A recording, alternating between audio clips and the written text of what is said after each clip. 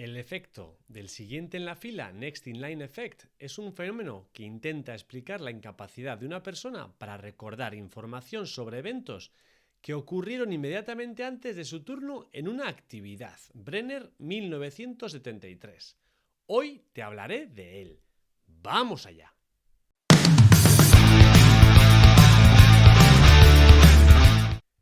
Esta actuación puede ser cualquier acto público, ya sea en el escenario o hablando con un grupo de otras personas. Este sesgo se demostró experimentalmente en la década de los 70 en la Universidad de Michigan.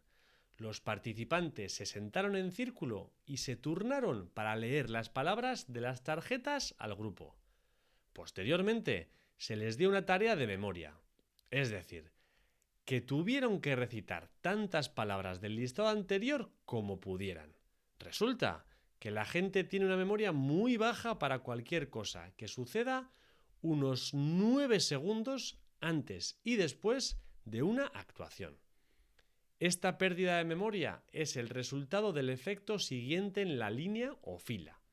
La teoría de por qué ocurre esto se debe al hecho de que el partícipe es un miembro de la audiencia y a la vez intérprete.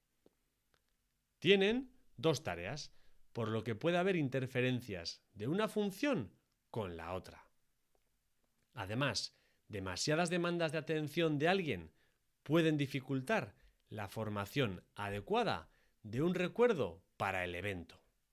Entonces, ¿por qué ocurre el efecto del siguiente en la fila?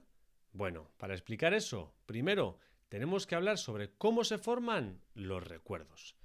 El proceso de poner información en la memoria se llama codificación. La codificación requiere atención.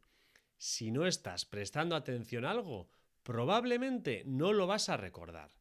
Nuestra atención también tiene una capacidad limitada.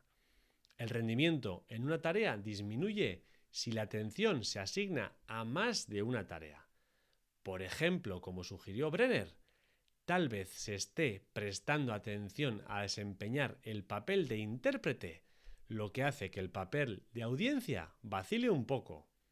Si la codificación es exitosa, entonces la memoria se almacena en su memoria a largo plazo.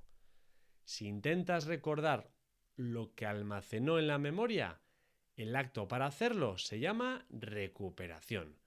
Cuando se trata de explicar el efecto del siguiente en la fila, está claro que se debe a un error en la codificación o en la recuperación. Tratar de averiguar cuál es ha sido objeto de muchos estudios. Para determinar si el efecto siguiente en la fila es un error de codificación o de recuperación, debemos considerar algunos factores que pueden causarlo. Brenner propuso que el efecto se debe a la falta de atención. Esto parece lógico, ya que se necesita atención para crear la memoria. Entonces, ¿qué causa este déficit de atención? Bond y Omar, en 1988, dicen que la ansiedad juega un papel esencial. Probaron el siguiente efecto en la fila y encontraron que las personas con niveles más altos de ansiedad tenían más probabilidades de mostrar este sesgo durante una actuación. Esto sugiere que la preocupación puede hacer que la memoria se debilite. ¿Significa esto que si el siguiente efecto en la fila se debe a la ansiedad, la información codificada en este momento solo se puede recuperar en otro estado de ansiedad? Esto se denomina recuperación dependiente del estado y se ha ofrecido como posible solución o explicación para el sesgo siguiente en la fila. Entonces, ¿cómo afecta el sesgo del siguiente en la fila a nuestras experiencias cotidianas? El efecto siguiente en la fila también puede desempeñar un papel en la conversación, específicamente si estás en un debate.